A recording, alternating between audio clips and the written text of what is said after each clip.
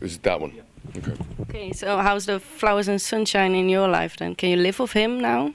Oh, yeah, for the past 10 years. We're glad it's really tough in the world of music, but I've been able to pay my bills since, 2000, something like that. So it's pretty good. But the flowers are withering away if you don't water them. Thinking that emotion should rule, not the intellect. And science doesn't matter. Imagination is what matters. And I'm a daydreamer myself, so that makes me a romantic in the old school way. And it just feels that there's not a lot of space. There's a lot of expectations nowadays. People just want. People just talk about careers and money and, fucking recessions and whatever. And people don't talk enough about flowers and sunshine and the rain and art and colors. So it's continuous struggle, and there's always more songs to write. But I'm really glad that we don't have to have, it would be impossible for us to have a second job and tour. That's what we did for the first couple of years, I was working in my dad's, he has a sex shop in Helsinki, so I was working there part-time. Our bass player, Miguel, was working at the gardening district of whatever, Helsinki, whatever it's called. He was like collecting dog shit. So it was really, really tough at that time because we had to do like we had to be in Amsterdam at the same time as being in Helsinki, and at the same time record an album, and at the same time play the album and work the songs and stuff like that. So I'm glad that we've been able to, sell enough of Hardigram T-shirts to keep us going.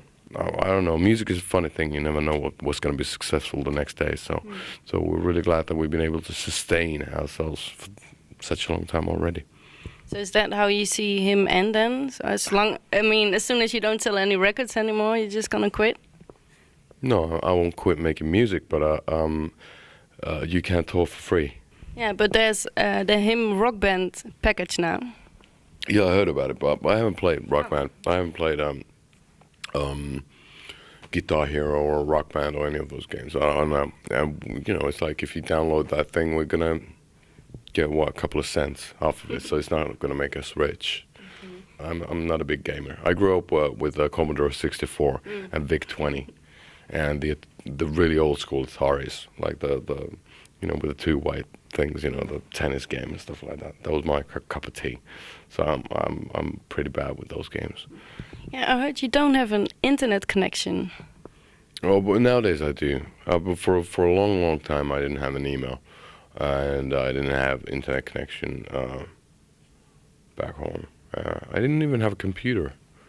But then I started working on Pro Tools, and then since our record label is based in Burbank, California, in Los Angeles, basically, it's impossible to be in touch without, But like now, I'm traveling without a laptop. I don't want to read my emails. I hate emails. That just makes me nervous.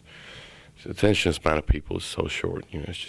It's crazy nowadays. So what do you think of the internet in general? Let's say I'd like to see the world without it, because like the amount of information is so vast and it's so unreliable.